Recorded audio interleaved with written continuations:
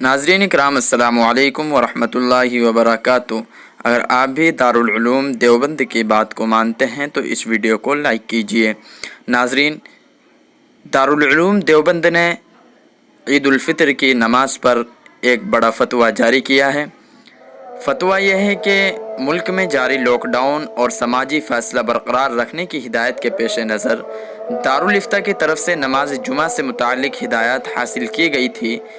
अब जबकि रमज़ान मुबारक का महीना करीबुल ख़त्म है और अभी लॉकडाउन के सिलसिले में कोई सूरत हाल वाज़ेह नहीं है, इसलिए नमाज ईद उल फितर के सिलसिले में रहनुमाई की ज़रूरत है।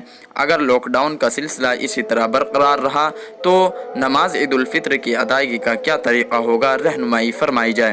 तो दारुल उलूम देवबंद ने इस सवाल के जवाब में ये कहा है कि ईदैन की नमाज अहनाफ के नज़दीक मुफ्ती बैक़ौल के मुताबिक वाजिब है और इसके लिए वही शराइत है जो जुमा के लिए है। अलबत्ता जुमे में खुतबा शर्त है और वो नमाज से पहले होता है और ईदैन में खुतबा सुन्नत है और नमाज के बाद होता है। लिहाजा अगर ईद उल फितर लॉकडाउन का सिलसिला जारी रहता है और मसाजिद वगैरह में 5 से ज़ायद लोगों को नमाज की इजाज़त नहीं होती है तो 6 शाबान मुताबिक 1 अप्रैल सन 2020 के फतवे में जिनमें शराइत व तफसीलात के साथ मसाजिद में और घरों की बैठक या बाहरी कमरों में जुमा अदा करने का हुक्म दिया गया है, उन्हीं की रियायत के साथ मसाजिद और घरों की बैठक या बाहरी कमरों में नमाज ईद भी अदा की जाए।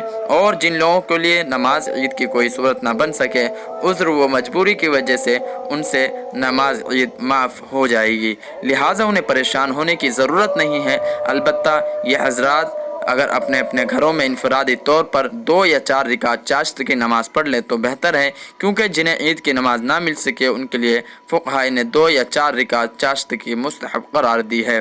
तो नाज़रीन, उम्मीद करता हूँ कि ईद उल फितर की नमाज से मुताल्लिक़ आपको ये अपडेट पसंद आई होगी, तो इस अपडेट को ज़्यादा से ज़्यादा शेयर कीजिए।